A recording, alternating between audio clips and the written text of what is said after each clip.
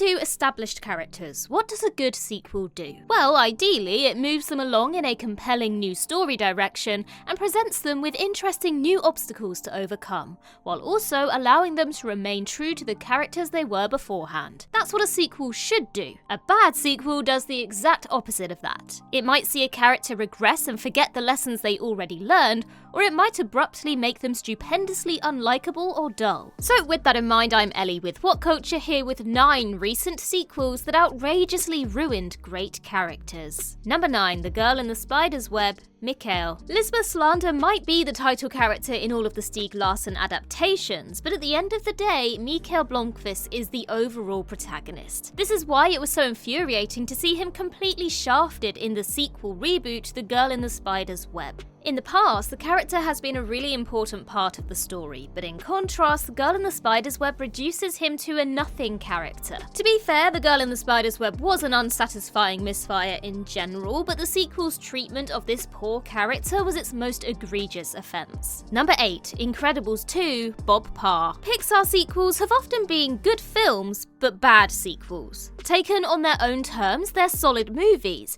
but many have failed to move the story along in a particularly meaningful way and also actively regress the characters of the first film. Aside from the second and third Toy Story films, most of the Pixar sequels have fallen into this category. Take how Incredibles 2, for example, treated Bob Parr. The first movie is all about Bob learning to move past his longing for the glory days of being a superhero and focus on his family, and by the end, he seems to have overcome his midlife crisis and learns to live in the moment. It's a beautifully written character arc, one of the very best in Pixar's library. Incredibles 2, on the other hand, completely regresses Bob. Once again, he's longing for the glory days and eager to be Mr. Incredible, and he suddenly seems to be completely incapable of looking after the children on his own, even though he was perfectly fine at that in the original. Worse still, Bob honestly came off as kind of unlikable when he was getting resentful and jealous about his wife being allowed to go out and do superhero work again. Number 7, Terminator Dark Fate, John Connor. Here is a very, very literal character assassination for you. To be fair, John Connor wasn't necessarily the greatest of characters per se. He is a bit annoying in Terminator 2 Judgment Day, but he's such an important part of the Terminator mythos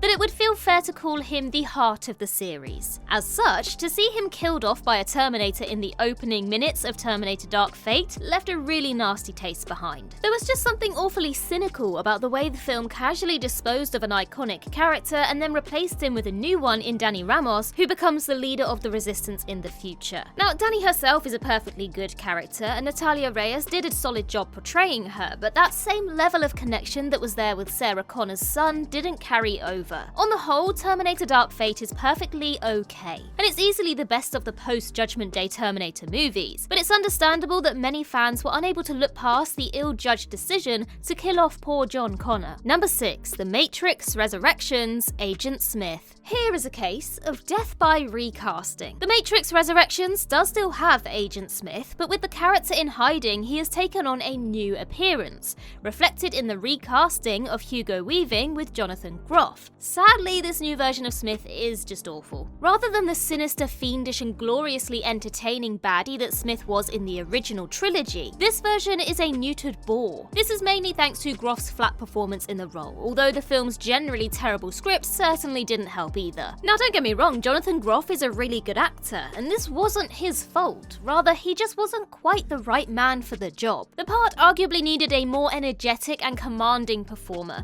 who could really measure up to Hugo Weaving's brilliant turn in the original Matrix trilogy. This really was a profoundly irritating miscasting. Then again, director Lana Wachowski seemed to be crafting an intentionally frustrating movie that refused to bow down to fan demands in any way, so who knows? Maybe this profound sense of irritation was the desired effect. Number 5, No Time to Die, Blofeld. While No Time to Die was an overall impressive entry into the James Bond canon, it really screwed up in the villain department, especially when it came to the film's treatment of Blofeld, Bond's most iconic foe. no. 40 years before No Time to Die, the James Bond series flippantly and disrespectfully killed off Blofeld in the opening sequence of 1981's For Your Eyes Only. No Time to Die did exactly the same thing. Some people never learn. As much as Spectre mishandled aspects of Blofeld, Christoph Waltz was actually really good in the part, and he continued to be a sinister, chilling presence in his one proper scene in No Time to Die. He really deserved to be the main villain, and him being responsible for killing Bond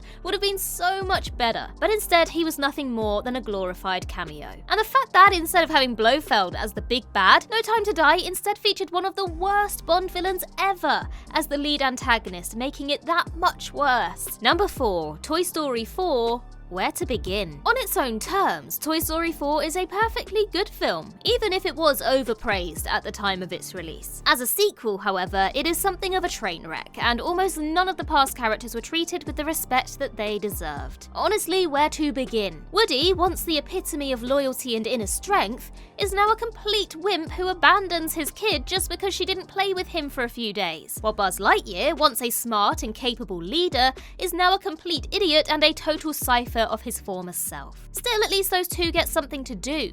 In contrast, nearly all of the other toys we know and love, Rex, Slinky Dog, Ham, Mr. and Mrs. Potato Head, are completely sidelined in favour of some fairly uninteresting new characters, and Bo Peep, who was always one of the less developed characters in the original trilogy. Still, they even managed to ruin her, as she's quite snarky for most of the film, and the fact that Woody would rather stay with her than with the other characters makes even less sense as a result. Number 3, Indiana Jones and the Dial of Destiny. Indiana Jones. Indiana Jones and the Dial of Destiny's depiction of Jones as a broken, miserable, high-functioning alcoholic was not pleasant to watch at all. And while the mostly terrible fourth film gave Jones a happy ending, this sequel completely undoes that. Jones's son Mutt died in the Vietnam War, and he's now separated from Marion Ravenwood, who appears only at the end in a meaningless cameo. Honestly, all of this felt kind of mean, and it didn't serve the story that well. Speaking of story, why is Indiana Jones such a beloved character? Well, it's arguable that the key reason he worked so well in the original films was because he was such a well-written and human character who subtly but palpably grew into a better person with each adventure. Dial of Destiny, on the other hand, beats poor Indy down, doesn't give him any sort of character growth, and he spends most of the film playing second fiddle to that ghastly Helena Shaw, who's surely one of the most annoying film characters in any recent blockbuster. And then, during the film's time travel finale, he asks Helena to leave him behind in the past to die, and he only gets back because she knocks him out. Essentially, Indiana Jones became a miserable passenger in his own movie. Number 2, David Brent, Life on the Road. David Brent. It's hard to think of any recent occasion where a creator sabotaged one of their own beloved characters more than Ricky Gervais did with David Brent in David Brent, Life on the Road. Previously, David Brent was a fantastic tragicomic creation and a perfect lead for one of Britain's finest ever sitcoms. He was a hilariously cringe-worthy character, and Gervais struck a flawless balance with him. Brent was unlikable in a measured way, so that audiences didn't feel bad for laughing at him, but Gervais intelligently made him a tragic figure and imbued him with a certain warmth that meant you could still enjoy spending an episode with him. The David Brent in the later film, however, is almost a completely different character. This Brent is so socially inept and so over-the-top cringeworthy that it's almost impossible to laugh at him. Instead, he only induces pity, especially since other characters are so mean to him for no apparent reason the whole time. Worse still, this is a terrible middle finger to the flawless ending for the character in the show. At the end of The Office, Brent has met a woman he likes, has stood up to the show's antagonist,